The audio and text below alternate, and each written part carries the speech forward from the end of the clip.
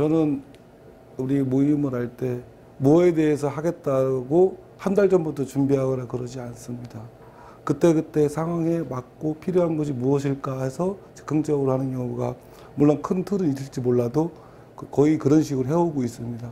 그리고 제가 같이 이렇게 얘기를 하는 도중에 궁금한 게 있다면 바로 질문을 이렇게 주셔도 괜찮고요. 근데 요 3기 지금 우리 스님하고 우리 다 같이 했는데 첫 번째 그런 의미 또 떠올랐어요. 부처님께 기여한다고 그랬죠. 혹시 부처님께 기여한다고 했을 때 마음속에 석가모니 부처님을 떠올렸습니까? 혹시 떠올리셨나요? 여기서 부처님이 누굴 말할까요?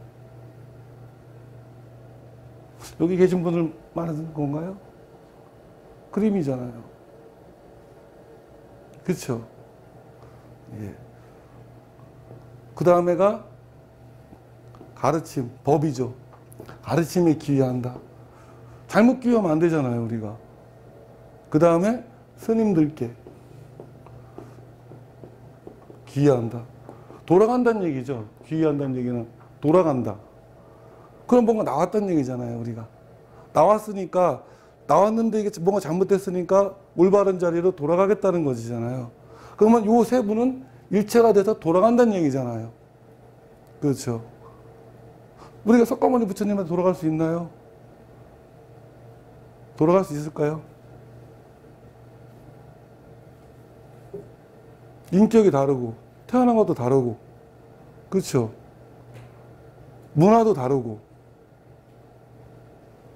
여기에서 이 부처님은 이 세상에서 태어난 모든 부처님, 태어날 모든 부처님, 현재 있는 부처님, 뭘까요?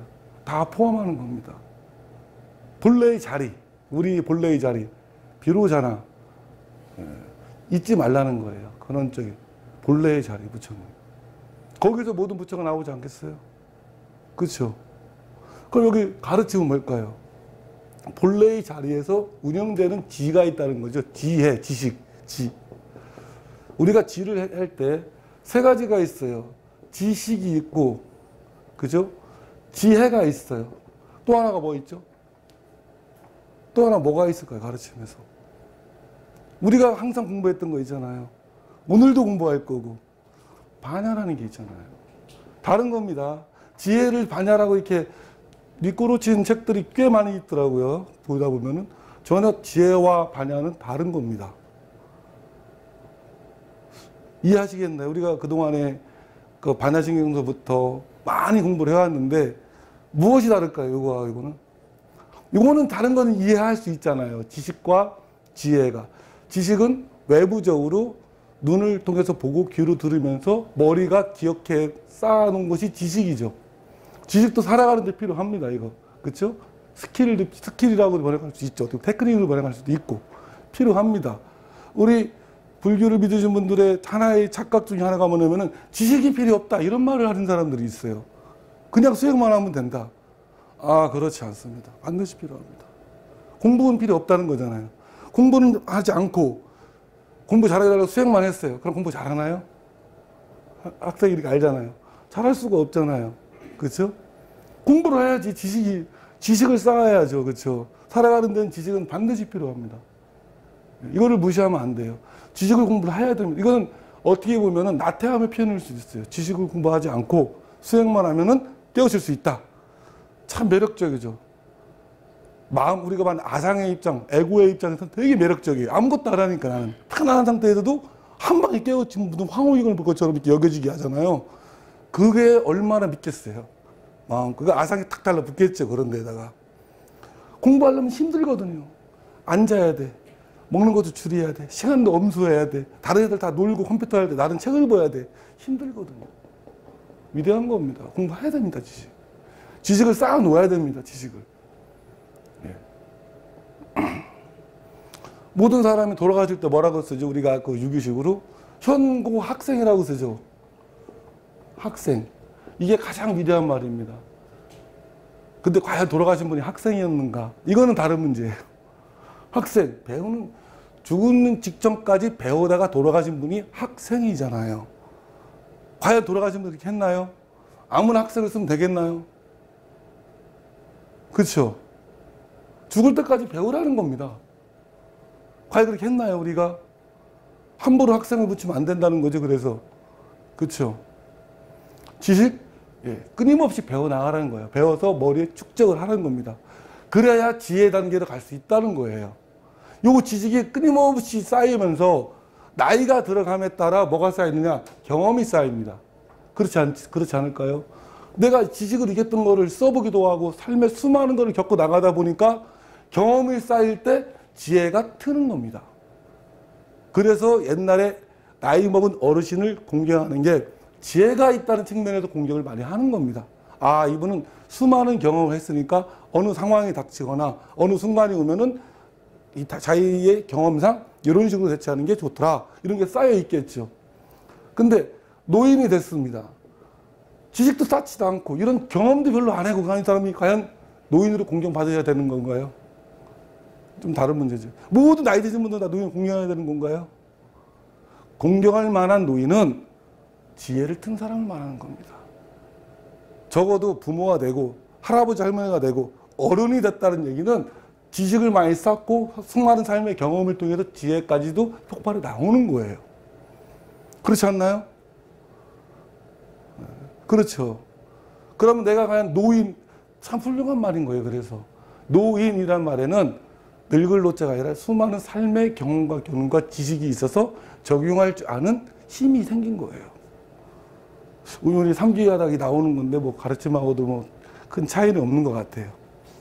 그렇죠. 그러면 내가 과연 지혜가 있는가? 우리가 반야를 지혜바람이 이렇게 해석하니까 이 말에 당하는 거. 그럼 반야는 뭘까요? 반야는 우리가 반야 심정도 하고 건강영양에도 반야가 나오고 반야를 의지해서 부처님을 이룬다고 했는데 아직 반야를 몰라요. 그렇죠? 지금 지혜 단계를 설명하는 거죠. 가르침. 여기서 이거를 말할까요? 이거를 말할까요? 이거를 말할까요? 가르침이 의지한다. 우리 그 반야신경에 분명히 반야바라밀에 의지하라고 했죠. 그럼 요 반야에 의지하라는 거죠. 요거에 의지하고 이 과정을 다 겪어 나가면서 이제 반야에 의지를 해야 되는데 반야가 뭔지를 모른다. 하나 확실한 건 우리가 이제 아는 것부터 추적해 가는 거예요.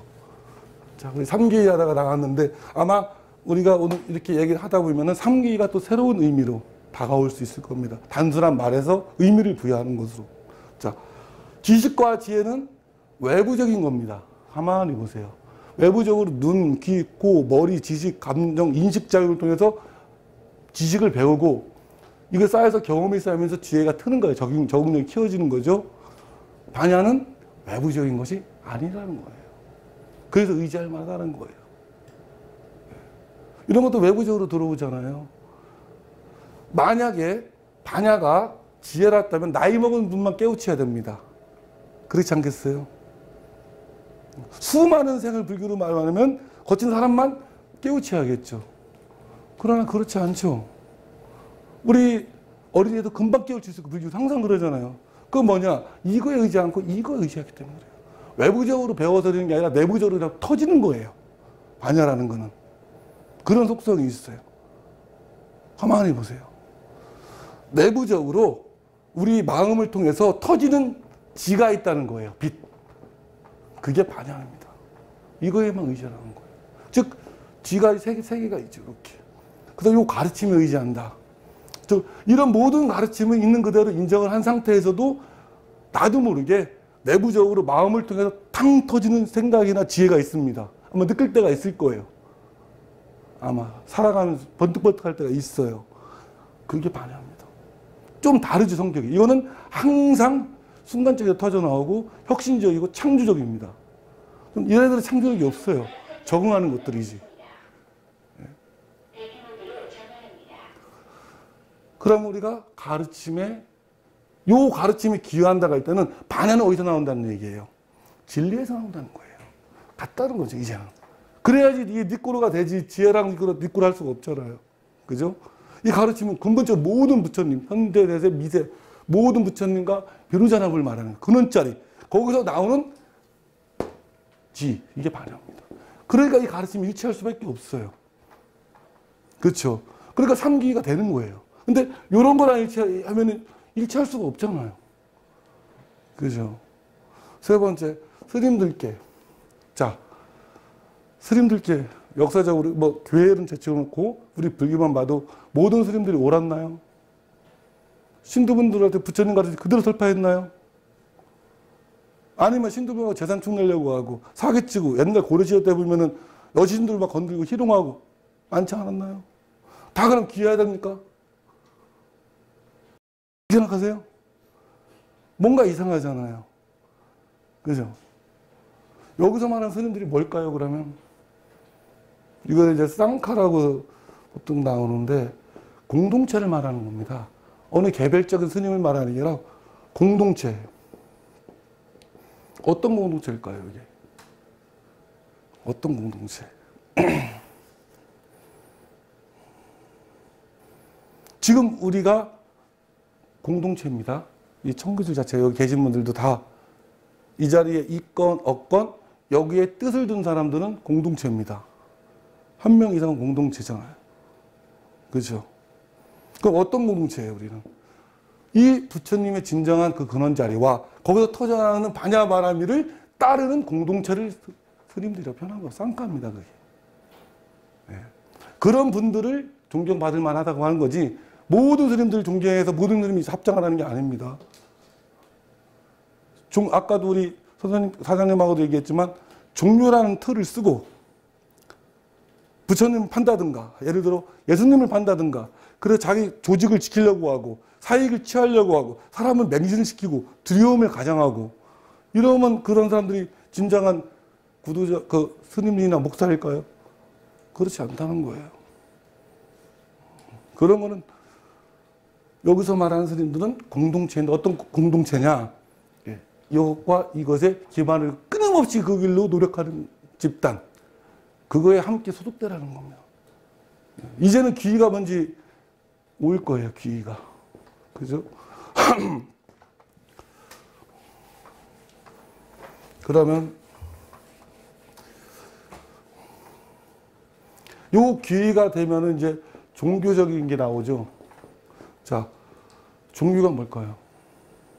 우리 청봉사, 청교실 포함 우리 청봉사에서 추구하는 종교상이 뭐 인정하는 사람도 있고 아닐 수도 있지만, 저는 종교라는 의미를 현재 수많은, 아까 말했지만 뭐 도를 아십니까?부터 뭐 수많은 사람들이 막 수많은 종교 집단들이 있잖아요. 불교, 기독교를 빼고도. 그분들이 종교는 어떻게 유지되고 있나요? 가만히 들여다보세요. 뭐로 유지될까요? 다는 그렇지 않겠지만 사람들을 공포와 두려움에 놓습니다. 그래서 이게 옥매게 합니다. 이게 종교입니까? 너 이거 안 믿으면 너 큰일 나. 이런 거 많아요. 너 뭐 안 믿으면 너 어디 큰데 잘못된 데 가. 넌 그냥 죽어도 그냥 끝나는 게 아니야. 아니면 너 이런 거 뭐 기도나 뭐 안 하면은 너 큰일 나, 집에. 다 뭘 유발하죠? 예. 가만히 보세요. 거의 100개 중에 99개가 다 요거를 끈을 잡고 있습니다. 왜? 사람은 불안하니까. 사람의 심리에 불안감과 동요가 다 갖고 있습니다. 이게, 그죠?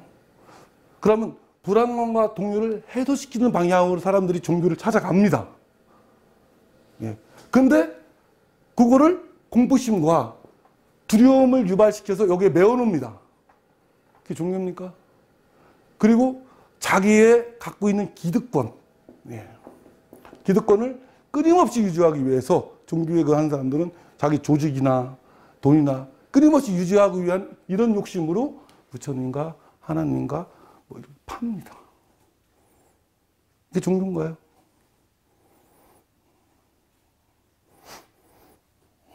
그렇죠. 아니죠. 사람을 어떻게 이렇게 오도시킵니까? 어떻게 이 삶을 살아가는데. 집에다가 다 부처님 모셔도 됩니다. 꼭 법당에만 절 안 해도 됩니다. 종교랑 상관이 없습니다. 근데 왜 절을 오거나 교회를 가느냐? 좀 더 이런 그런 뜻을 가진 사람이 같이 있으면 서로 대화하고 얘기하고 또 빨리 나아갈 수 있는 그거를 스님들이라고 하는데 이 스님은 뭐냐? 이 세상과 더 이상 이 세상에 대해서 관심과 미련이 끊어진 사람들이 다 스님입니다. 그렇죠? 이 지금 현재 우리가 가정에 몸담고 있고 나이가 어리건 크건 뭐라건 우선은 이 세상과 이 세상에 대한 관심과 미련이 마음속에서는 집착이 끊어진 거예요. 그게 스님입니다. 근데 왜 절에서 진짜 스님을 이렇게 하시는 분 아니면 목사 되는 분이 있느냐? 그분들은 그 끊어진 상태에서도 뭐가 있느냐? 자기 마음속에 있는 심에 있는 이 내에서 뭔가 진정한 이 부처님 자리와 공명할 수 있는 힘을 받기 위해서 머리를 깎고 산에 들어가는 겁니다, 사실은. 그렇죠? 예. 자, 지금 요 3기에 대해서 얘기했을 때 요 세계에서 이것도 일체가 될 수밖에 없죠. 그러니까. 예. 그래서 3기에 기한다. 돌아간다. 어디로 돌아간다는 얘기예요? 돌아간다. 돌아온 데를 뭐라고 하죠? 열애라고 부르죠. 오고 가는 거잖아요, 열애라는 게. 그죠? 부처님을 뭐라고 불러요? 열애. 오고 가. 오고 가는데 왜 오고 간다. 이게 재밌는 뜻이 있는데. 우리가 온다, 간다, 좋아한다, 싫어한다, 남자, 여자, 뭐 이렇게 겨울, 여름, 이게 구분되어 있죠. 이 구분되어 있는 것이 열애랑 똑같은 거예요. 이 구분되어 있고 분열되어 있는 것이 결국은 돌아간다. 하나라는 것은 인지한 사람이 열애예요. 다른 거 아니에요. 예. 그러면 예를 들어서 좋아하는 것만 치유하고 싫어하는 것은 멀리하려 한다. 분리되어 있죠. 그거는 뭐냐? 아상이에요.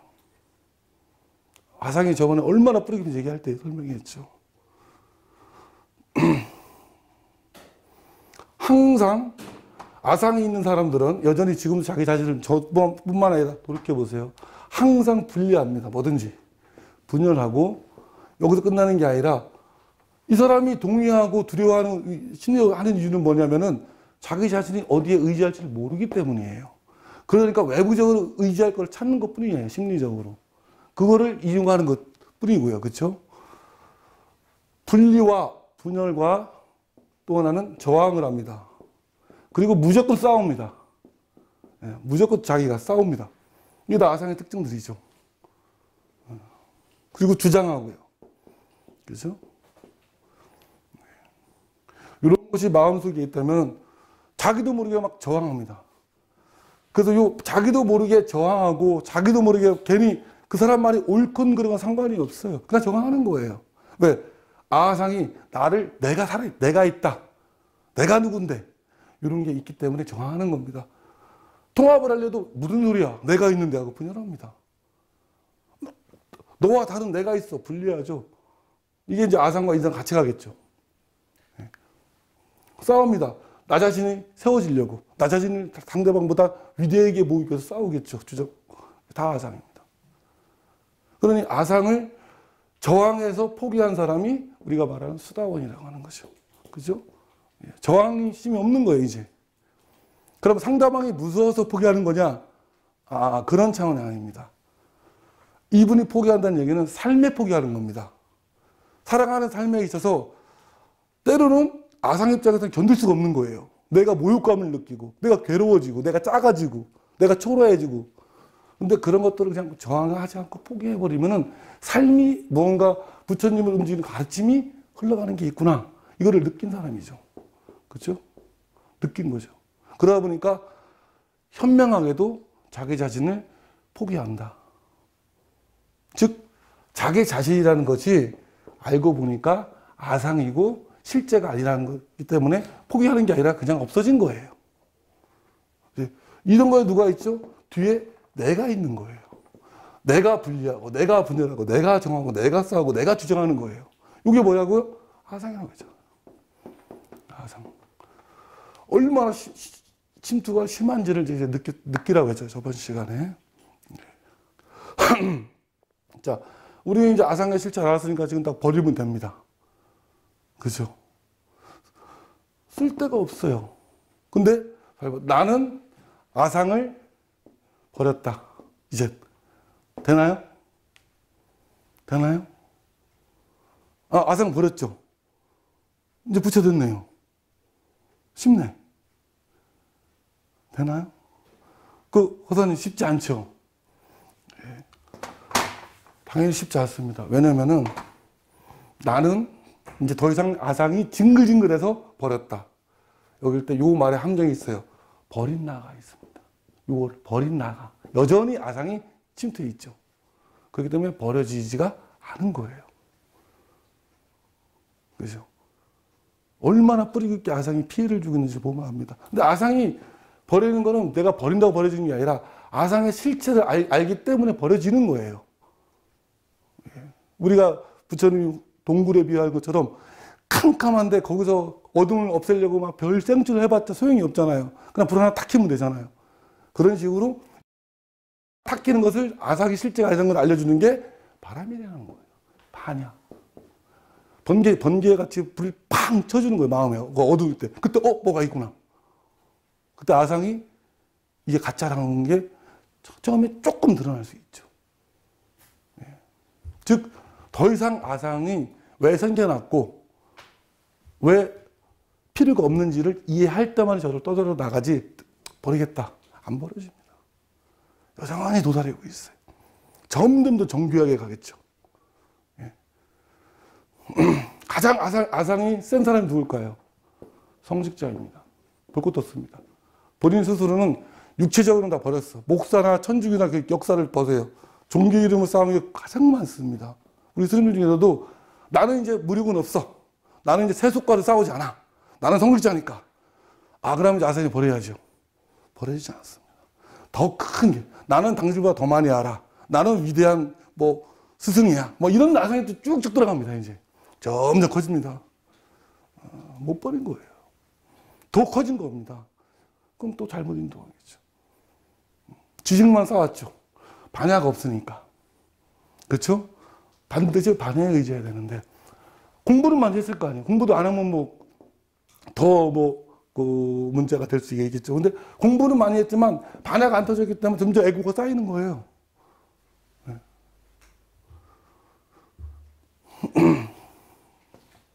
이 세계를 꼭 의지하는 겁니다. 그래서 부처님도 반야바람일에 의지하는 이유가 그겁니다.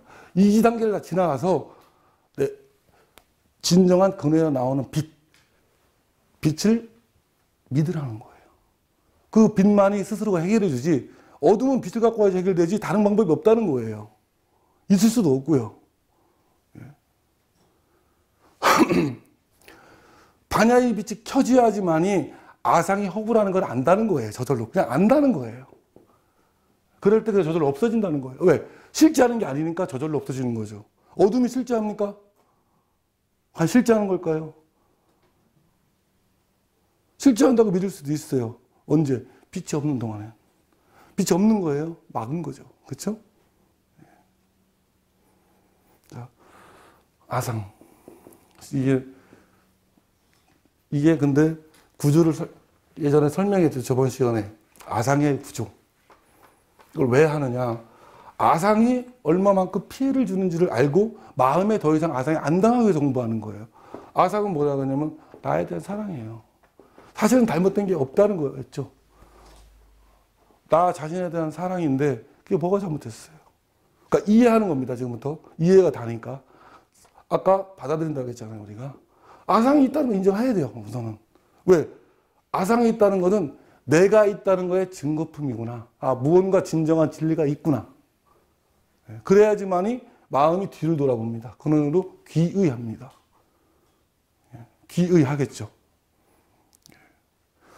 아상은 그냥 나에 대한 사랑인데 그냥 사랑이라고 나에 대한 사랑이 이 상태에 있으면 문제가 아무것도 없어요. 근데 여기다가 이제 나에 대한 사랑이 몸이 들어가겠죠. 그러니까 몸에 탁 달라붙습니다. 나는 몸이구나. 이름이 들어가죠.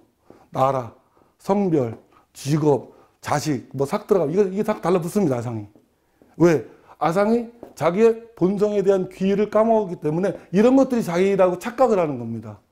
그게 반야신경의 그 전도 원리 몽상입니다. 이게 이 부분이. 그러다 보니까 자기 자신의 정체성을 나타낼 수 있는 건 다 붙잡습니다. 아상은. 그러다 보니까 교회 가서 불안감과 자기가 동요가 되죠. 자기 자신 정체성을 모르니까.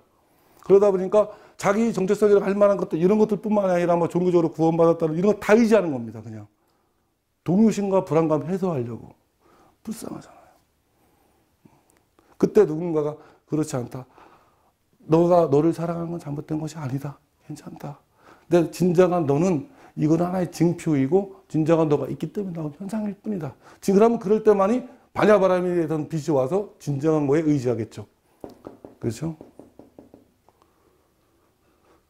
지금 잘 이해하고 있는지. 예.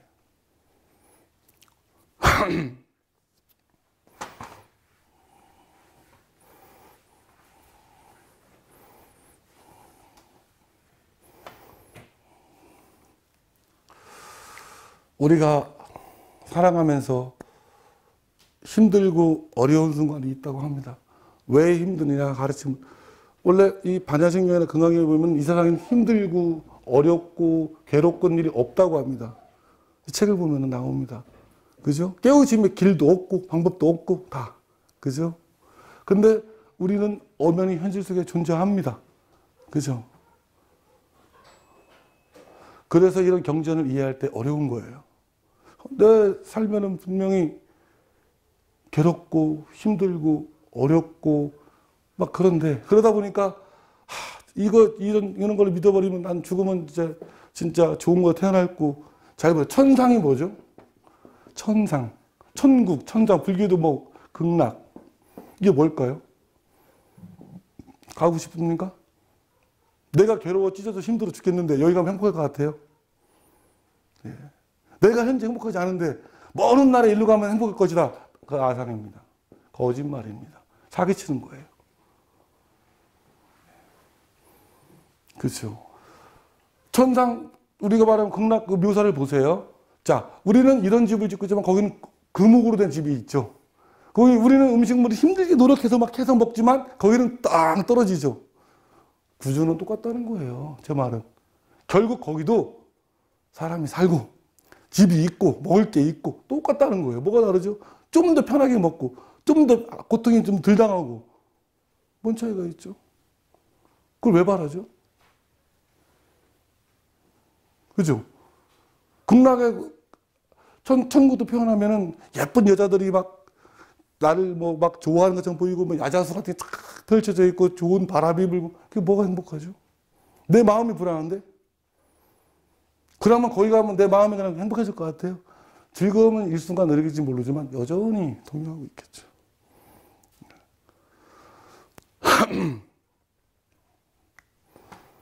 자, 동요, 불안, 괴로움, 두려움. 자, 이 순간에 이거는 실제하지 않는다. 한번 믿어보세요. 즉, 마음속에서 동요가 있었다. 우리 잘 보세요. 마음속에 불안감이 있었다. 마음속에 괴로움이 있었다. 마음속에 두려움이 있었다. 이게 실제한다면 잠잘 때나 깨울 때나 항상 있어야 돼요. 근데 항상 있나요? 즉, 왔다 가는 현상이라는 거예요, 이런 것들은. 즉, 이런 거에 관심만 주지 않으면은 그냥 가는 거예요. 근데 우리는 이런 거에 관심을 참 많이 줘요. 희한하게도. 계속 이런 거 상상을 하고 계속 그래요. 너무 좋아해요, 이런 거, 심지어는. 지금 이걸 끝내십시오. 못 끝내요. 왜? 좋아하니까. 좋아한다니까요? 싫어하면 끝내야 되잖아요. 싫어하지 않아요. 누가? 아상. 아상이라고 하고 에고라고 하던데 이걸 좋아합니다. 이게 내가 싫어하는 것은 내가 마음속에 전혀 필요 없고 이거는 관심도 없다면 떠오르지 않습니다. 근데 무언가 좋아하고 있어요. 나는 다른 사람보다 더 피해자야. 나는 다른 사람보다 더 불쌍해. 나는 그래도 관심을 받아야 돼. 없나요? 있다니까요. 여전히 끼웁니다. 이런 거 그래서. 아, 나는 요즘 뭔가 앞으로 행복하게 가게 될 거야. 아, 지금은 힘들지만 앞으로 좋아질 거야. 없나요? 있다니까요. 그거를 종교라고 착각을 하죠. 그죠? 그거를 버리는 게 종교인데, 거꾸로. 그죠? 지금은 두려움이 있어. 누가 좀 해결해 주면 좋겠어. 난 괴로워. 누가 소리치는 거죠? 그러면서 나는 여전히 존재하고 있고, 나 살아있어. 아상을 계속 살리는 거죠. 아상이 허를 모르니까. 아상을 내가 살린다니까요. 내가 누구예요? 진리예요. 잘 보세요. 조금 더 깊이 들어갈게요. 이거 하고서 그 건강에 좀 더 들어갈게요. 표현할 수 없는 진리가 있다고 그래요. 이거를 우리가 비로자나브이라든가 근원이라고 봅시다. 절대 진리, 뭐 순수한가 봅시다. 그러니까 여기서 이 현 세상과 우주를 만들기 위해서 의식이 일으키죠. 그죠? 의식의 빛을 일으켜서 온 우주를 창조하고 만들어 놓고 이렇게 법리대로 움직여 갑니다. 근데 의식의 빛이 꽉 차 있고 무한대로 차 있는데 이거는 이제 전지전능이죠. 의식은 전지전능. 이거 보통 하나님짜리. 근데 의식이 자기 자신을 나타낸 표현으로 생명현상을 일으키죠. 생명현상. 생명현상을 일으킬 때 생명의 이런 작은 소자에서 의식의 빛이 땅 때려지죠. 이거를 뭐라 그러냐면 존재의식과 개체의식의 만남이라고 합니다. 개체가 돼버리는 거예요. 땅 때릴 때 의식이 투영되면서 우리가 인식작용이 생기죠. 의식이 있으니까 인식이 생기는 겁니다. 지성작용, 인식. 의식인, 순수의식인 자각보다는 인식은 낮은 단계예요. 분명히. 그죠? 이거를 때리는 자리에서 이렇게 가는 게 지혜죠. 지혜바라밀. 그죠? 이 빛을 바라보는 거죠. 여기서 여기서 투영된 의식 자체는 이 생명처럼 시간과 공간의 속박을 받는 괴로운 존재예요. 근데 이거를 나라고 착각을 하죠. 이 빛을 때려서 나라는 현상이 생기는데 이걸 나라고 착각을 하죠. 얘를 믿어버리고 얘를 까먹은 거예요. 계속 돌죠. 꿈을 꾸겠죠, 이제. 지금부터. 이 개체의식 현상으로. 즉, 이 개체의식 누가 포함하겠느냐. 전체 우주가 가지고 있는데 나는 따로 뚝 동조한다고 착각을 하죠. 어느 순간부터. 이 부분을, 요거 자리를 의식하여, 요 자리를, 바냐바라미를 알기 위해서 요 자리. 처음에 진리의 빛이, 지혜의 빛이 마음의 생명현상을 통한 마음에 땅 때려서 의식하게 만드는 공간이 있습니다. 우리 마음에는. 그 때리는 그런 자리인데 여기에 끊임없이 머무는 게 뭐라고 했죠? 수행이라고 그랬죠. 명상이고. 수행 명상. 그냥 여기 있으면 돼요. 근데 이상한 짓들 하죠. 수행하라 하니, 수행 명상을 그냥 이 자리에 그냥 걷건, 살건, 자건 이 자리만 의식하면 되는데 나는 또 이 자리를 의식하면 되는데 나는 또 위대하다는 생각에 그냥 밥을 굶는 사람들이 있어요. 한 일주일이고 열흘이고 물만 먹고 나는 위대하니까. 그리고 여름에 뜨거운 데 가서 막 수행하는 사람들이 있어요. 겨울에 추운 데도 들어가고 다 잘못된 수행입니다. 저는 강력하게 얘기합니다. 우리 같이 하는 사람들은 그래요. 배고프면 먹고 또 배고픈데 안 먹어요? 그러면 에고는 좋아합니다. 아상은. 나는 위대하니까. 뭐가 위대합니까?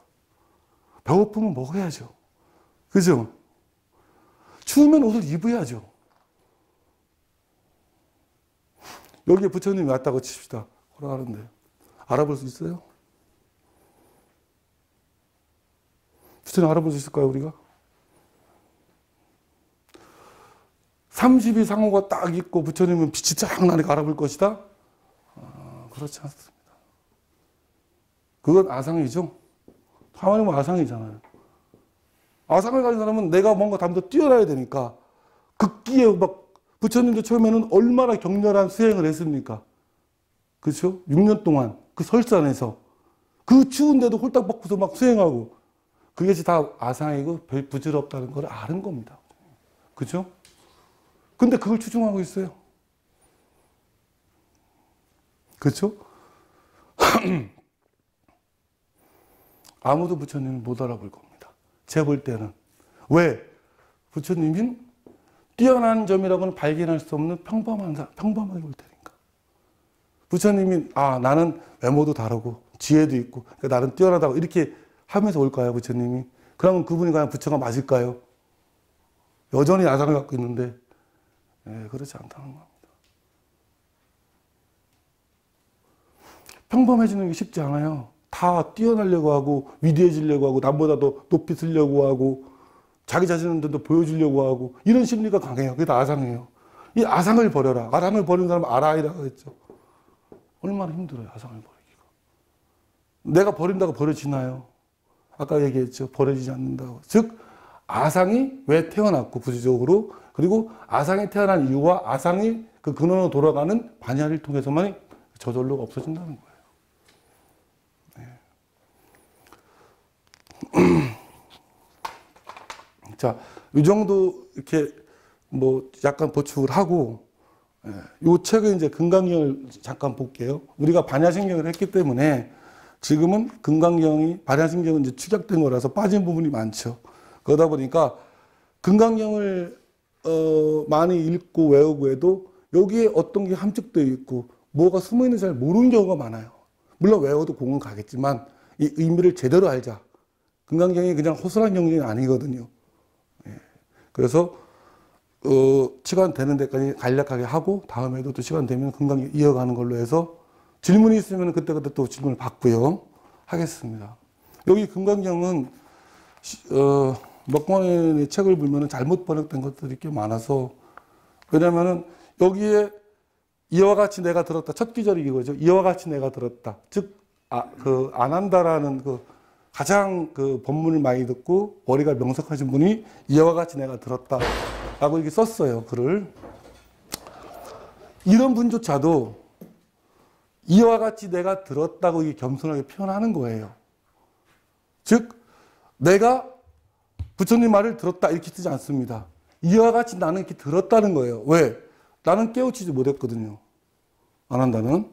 부처님을 깨우치는 분인데 내가 어떻게 건방지게 부처님 말씀은 부처님이 이렇게 말씀하셨다. 이렇게 표현할 수가 없다는 겁니다. 이게 숨어있는 게 굉장히 큰 겁니다. 우리가 보통 여시하문 하는데 여시하문 하나만 해도 어마어마한 법문이에요. 즉 부처님은 이렇게 말씀하셨다. 이게 더 편하잖아요. 우리 듣기에는. 그러나 항상 이와 같이 내가 들었다고 씁니다. 왜? 내가 들은 게 부처님이 말씀하신 게 아닐 수도 있다는 거예요. 이 말은. 나는 부처님이 경지가 아니다. 나는 아직 깨우치지 못했다. 그래서 혹시나 내가 잘못 해석할 수도 있고 잘못 들을 수도 있고 잘못 들 수도 있다는 아주 겸손히 들어가는 말씀입니다. 정확히 옳은 표현이에요. 그리고 이와 같이 내가 들었다. 그러니 읽는 사람들은 내 말이 100% 부처님의 말씀이라고 믿지는 마라. 나는 부처가 아니니까. 하지만 내가 들은 바에는 부처님은 이런 식으로 되어 있다. 그렇기 때문에 나의 개인적인 해석이 조금 들어갈 수도 있겠지만 참조해달라. 이렇게 간곡한 표현인 겁니다. 이 자체가 다 부처님 말씀을 믿으면 안 돼요. 그래서 유추를 잘해야 됩니다. 우리가. 왜? 안 한다가 깨우치는 건 아니잖아요. 부처님은. 잘못 오도할 수도 있고 크게 잘못될 수도 있어요. 그래서 이와 같이 내가 들었다는 표현이 숨어 있다는 거예요. 부처님이 뭐라고 했죠? 진리도 버릴 땐 버리라고 그랬단 말이에요. 그럼 우리가 금강경을 읽고 있어요. 금강경도 효과가 닿으면 버려야 이거 글이잖아요. 글. 그냥 말이잖아요. 근데 우리가 이 말 속에 뭘 찾으려고 그래요? 의미를 찾으려고 하잖아요. 의미. 말 속에 의미가 살아있으려면 내부적으로 반야가 때려줘야 됩니다. 반야가 말을 때려줄 때 우리가 의미와 존재를 느낍니다. 그럴 때 감동이 옵니다. 나머지는 감동이 오지 않습니다. 우리가 서로 좋아하는 사이, 뭔가 사랑하는 사이가 되려면요, 내부적인 이런 진정한 의식 속에, 이 순수한 사랑 속에서 때려주는 게 서로가 공명하는 겁니다. 근데 상대방이 나를 사랑한다 착각하는 겁니다, 우리는. 그래서 이와 같이 내가 들었다. 같이 보면 좋은데, 그냥 제가 읽을게요. 이게 참 희한한 게 있어요. 이 금강경을 읽다 보면은 그냥 넘어가는 경우가 많은데, 어느 때 부처님께서 사위국 기수급 고도관에서 큰 비구 1250인과 함께 계셨다. 과연 이 말이 필요할까요? 그 다음에 그때 세존께서는 식사, 진지를 들 때 가사를 입고 팔을 가지고 사회성에 들어 차례로 밥을 이렇게 탁발이라고 해요. 탁발을 했다는 얘기예요. 그리고 본구도로 돌아와서 고향을 마치신 뒤 가사와 발을 거기고 발을 씻고 다리에 앉았다. 과연 이런 표현이 필요할까요? 제1편에 나오죠. 그냥 부처님 대화나 우리 다른 경전 뭐 성경이나 보면 바라보는 말이 나오는데 이런 걸 썼단 말이에요. 이거 왜 썼을까요? 이거 왜 썼을까요? 이 금강경이라는 이 어마어마한 경전에다가. 그죠? 그때 장로 수부리가 대중가에 계시다 일어나서 부처님 오른쪽 이런 세세한 행동을 다 썼죠. 가만히 보세요. 그때 당시 보면 아 부처님이 이런 큰 기원정사죠 이게 거기서 그 식사를 하려고 바로도 빌고 갔다 와서 자기가 또 닦고 이걸 왜 썼을까요? 굳이 쓸 필요가 없는 잡다하잖아요. 그래서 해석을 잘 안 하고 넘어가더라고 다경정들이. 그렇지 않습니다. 여기 어마어마한 의미가 숨어 있다는 겁니다. 저는 이거 그냥 쓸 리가 없잖아요. 그렇죠? 부처님이 누구시죠? 석가모니 부처님은 최초를 빌기는 각자잖아요. 깨우치신 분이에요. 그렇죠? 일반 사람 같았으면 이런 걸 쓸 필요가 없어요. 제가 볼 때는 그래요. 근데 부처님은 각자 깨우치신 분이에요. 진리를 아시는 분이에요. 그러면 안 한다 입장이나 우리 입장도 잘 보세요. 이거 그냥 넘기시면 안 됩니다. 우리 입장에서 볼 때 아, 깨우치신 부처님은 어떤 식으로 수발을 들고 그러니까 그 탁발을 하시고 어떤 식으로 설거지를 하시고 어떤 식으로 가사와 발을 거두시고 이 자세가 적어도 이걸 썼을 때는 안 한다 입장에서는 되게 성스러웠던 거예요. 아, 역시 행동 하나 말 하나 이 자체가 기쁨과 기대가 뭔가 진리가 나오는 거예요. 꼭 말로만 나온다는 게 아니에요. 이 말은. 즉 이것만 읽어도 금강경은 다 깨우칠 수 있다는 거예요. 저는. 근데 이거를 그냥 넘겨요. 아 이렇게 행동했나 보다. 일반 사람은 그럴 수 있어요. 왜? 일반 사람들은 그냥 자기 행동이 모든 것들이 다 이 의식적이 아니라 무의식적으로 막 어배에 막 나오니까 중요하지 않고 다 기계적이잖아요. 우리는. 그러나 부처님 같이 깨우치신 분들은 그렇지 않다는 거예요. 이 내용이. 행동 하나하나마다 다 순수한 절대 진리에서 나오는 행동과 이런 것이 다 하나하나가 보인다는 거예요. 이 안 한다의 입장에서는. 그렇기 때문에 이런 말과 그 사회상에 들어가지고 차례로 밥을 하나하나 비는 동작과 아주 사소하고 단순한 동작이지만 위대하다는 거예요. 위대성이 숨어 있다. 그리고 부처님 각자 입장에서는 사소한 일이라는 것은 존재하지 않았다는 거예요. 모든 것이 다 소중하고 모든 순간이 다 위대했다는 거예요. 이게 대단한 거 아닙니까? 이게 제 1편 자체도. 근데 이렇게 해석 안 해요. 그리고 아무것도 아닌 것처럼 일반 사람은 아무것도 아니지만 부처님이 했다는 거예요. 즉 하는 부처님은 의식적으로 깨어있으면서 했다는 거예요. 근데 그 1편이 안 중요하다고요? 그렇죠? 대부분 1편을 무시하더라고요. 그렇지 않다는 거예요. 전혀 그렇지 않다. 즉 생각해 보세요. 어느 깨우치신 부처님이 하나하나의 걸음걸이, 하나하나의 탁발하는 모습, 하나하나의 바시는 모습 자체도 다 숭고하다는 거예요. 다 성스럽다는 거예요. 꼭 말로만 성스러운 게 아니라는 거죠. 그러면 이게 얼마나 위대한 글이에요. 이렇게 되면 이렇게 읽어줘야 이 글의 위대성이 드러난다는 거예요. 의미가. 그렇지 않나 성도가? 그지? 네. 2편까지만 하겠습니다. 그래서 1편이 되는 거죠. 이게 2편. 그때 장로 수부리가 대중 한가운데 계시다가 곧 자리에서 일어나 웃옷을 바른쪽 어깨에 벗어매고 바른쪽 무릎을 땅에 꿇고 합장 공경을 부처님께 이르렀다. 희유하시옵니다. 여래께서는 모든 보살들을 잘 보살펴 주시고 모든 보살들에게 잘 당부하시옵니다. 하면서 여기서 묻죠. 세준이시여 선남자 선여인이 안욕따라 삼맥삼불이 이게 뭔지 알죠? 아까 말한 반야 일으킨 이는 깨달은 마음을 어떻게 머물며 번뇌의 마음을 어떻게 항복받아야 하겠나이까. 이게 무슨 뜻일까요? 이게 무슨 뜻일까요? 이랑 쉽게 해석하면 안 됩니다. 이런 거. 일반 교재가 아니에요. 이 책은 금강경은. 그죠? 그래서 부처님은 갸륵하도다 수부리야 너희 말과 같이 열애가 모든 보살을 잘 보살피고 잘 당부하느니라. 너는 이제 자세히 들으라.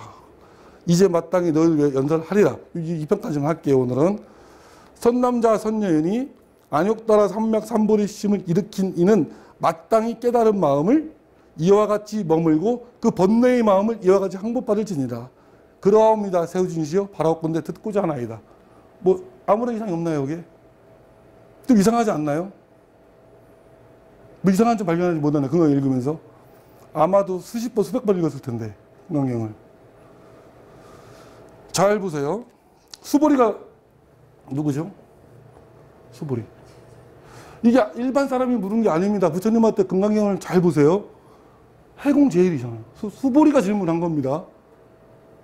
그러니까 우리가 착각을 하는 게 뭐냐면 우리 같은 수준의 사람들이 부처님의 질문했다고 착각을 해서 읽으면 안 돼요. 이 책은. 이 책은 누가 질문했느냐?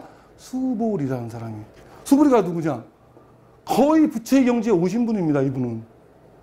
일반 사람이 아니에요. 우리가 착각을 해서 읽더라고요. 일반 뭐 스승과 제자 이렇게 선생님과 학생 이런 게 아니에요.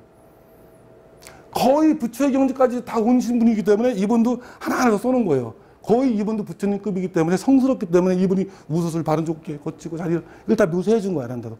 아란다가 봐도 수보리라는 이분은 거의 부처의 경지에 왔다는 거예요. 그렇죠? 그렇기 때문에 이렇게 써놓는 겁니다. 그래서 뒤에 보면은 희유하십니다. 그래서 아난다가 질문한다는 이분은 뭐냐? 거의 부처에 온 경지에 있는 사람들이 뭐라고 부르죠? 뭐라고 부르죠? 보살. 보살이잖아요. 거의 부처의 경지에 왔잖아요. 이분은. 부처님이 있고 거의 부처의 경지에 와 있는 분이 보살이잖아요.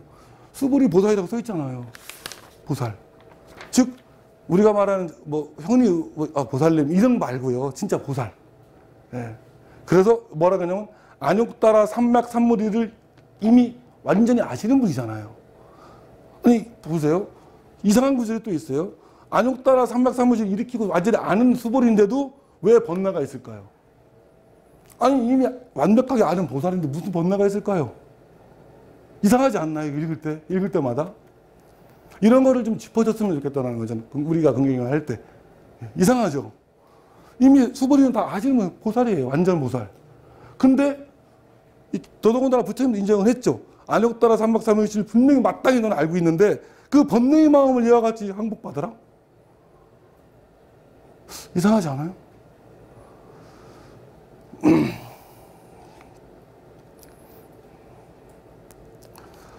열애께서는 모든 보살들을 잘 보살펴 주시고 자기도 모든 보살들이 잘 당부하시옵니다. 자, 열애가 잘 보세요. 아 이거 좀 찍어야겠다. 조금만 더 할게요. 열애께서 모든 보살들을 잘 당부하십니다. 무슨 당부를 할까요? 이제까지 모든 열애들은 모든 보살 다 당부했다는 거예요. 뭐를 당부했을까요? 이미 알고 있잖아요. 이 두 분은. 뭐를 당부했을까요? 보살들한테. 모든 부처님들이 모든 보살들한테.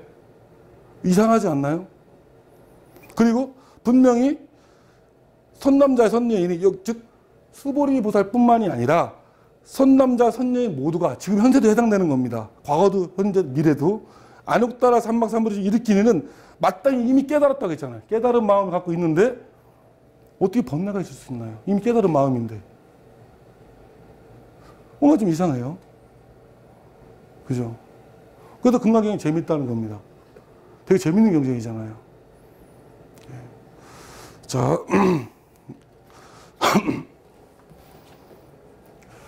그리고 또 하나, 또 이상한 구조 또 하나 있어요. 세 가지를 설명해 드릴게요, 오늘은. 그리고 잘 보세요. 너희들을 위하여 연설하오니 잘 들으라고 했어요. 수보리한테. 잘 보세요. 여기 뒤에 보면은 잘 당부해서 어떻게 하면 받아야하니까 이 너희는 이제 자세히 잘 들어라. 아니, 수보리라는 분은요, 깨우치는 분이에요, 거의. 안욕따라 삼박삼보리 완전히 깨달아 있고 모든 걸 의식하고 잘 보시는 분인데 우리 일반 사람 같이 모르는 사람들한테는 선생님이 하죠.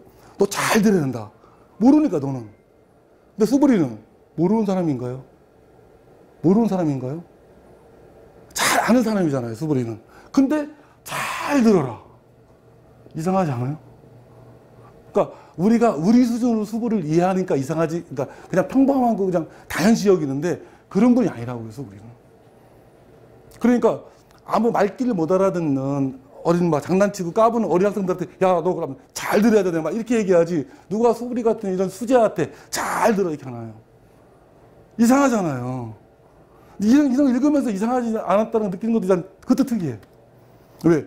수보리가 아니라 모든 보살들한테 얘기하잖아요. 다 깨우친 보살들한테 부처님이 당부하는 거예요. 잘 들어라. 잘 들어라. 공부 못하는 애들한테 잘 말 안 듣는 애들한테 잘 들으라고 하지 잘하는 사람한테 잘 들어라. 예, 여기 숨어 있는 겁니다. 금강경의 답이. 자, 우리가 통상 보살은 어떻게 칭하죠? 보살은 보살은 부처가 되기 직전의 사람이에요. 그렇죠? 수보리 보살뿐만 아니라 모든 보살들이 하나의 번뇌가 다 있다는 거예요. 이 책에 보면 뭐가 있잖아요, 지금 번뇌가. 근데 부처의 세계로 가고 싶죠, 보살이. 그렇죠?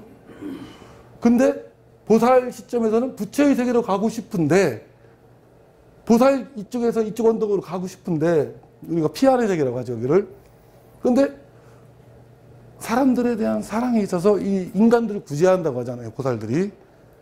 아, 요 매칭을 잘 이해해야 돼요. 요 매칭. 자, 여기 이제 안욕따라 삼명, 잘 보세요.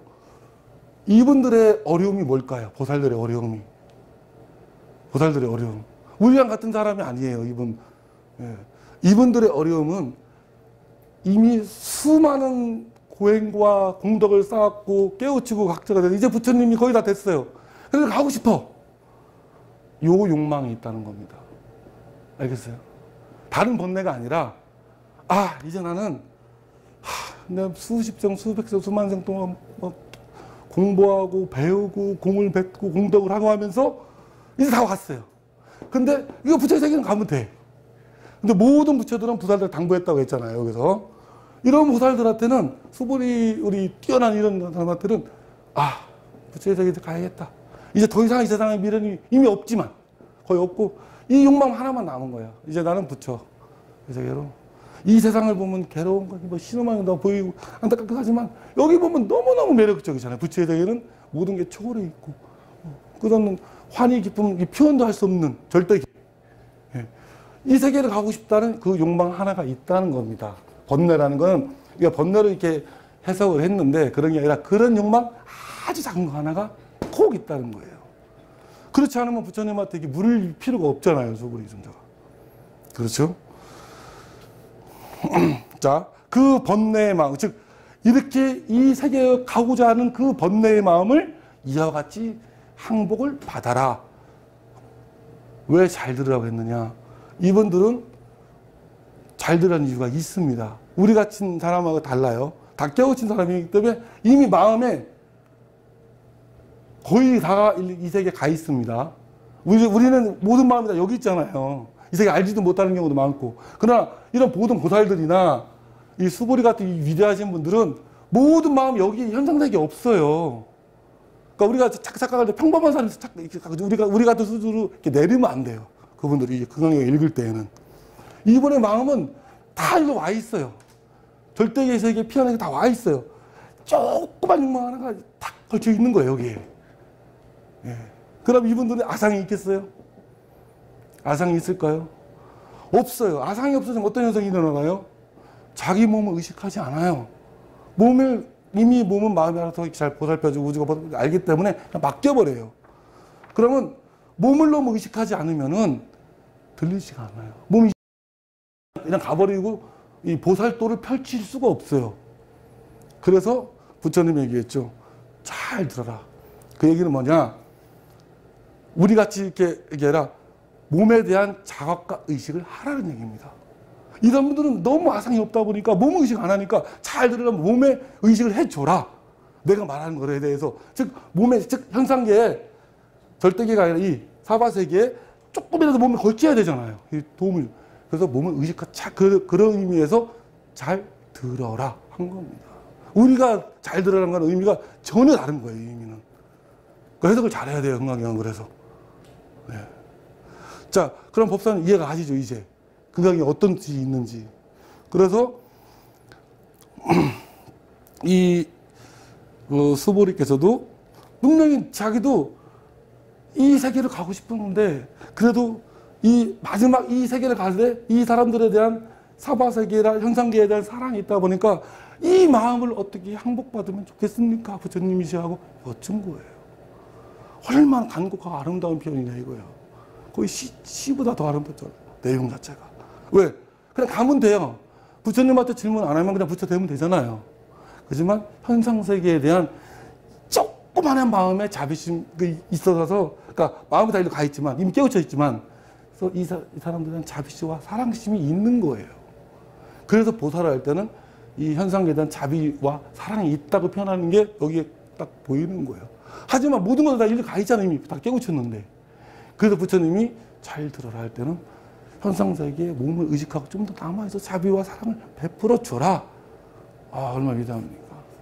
그게 김강령의 시작입니다. 네, 오늘은 여기까지 하겠습니다.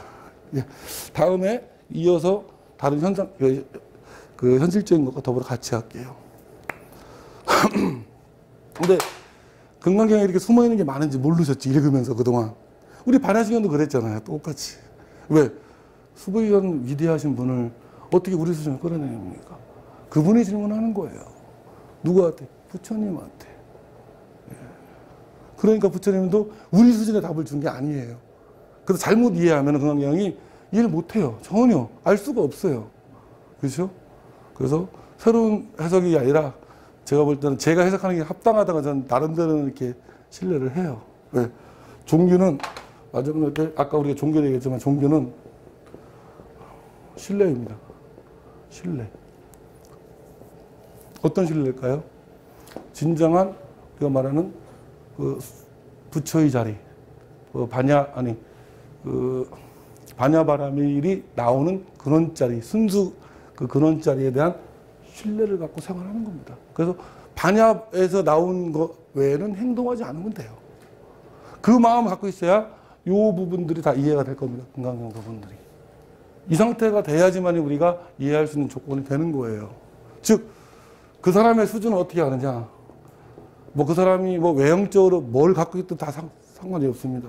그 사람의 수준은 현재 그 사람이 갖고 있는 의식 수준대로 갑니다. 모든 것들은. 현재의 수준이 이 마음이 어디 수준에 있는가 하는 데 보시면 이 금강경은 어느 수준의 사람들한테 얘기하는 건가 알 수 있을 겁니다.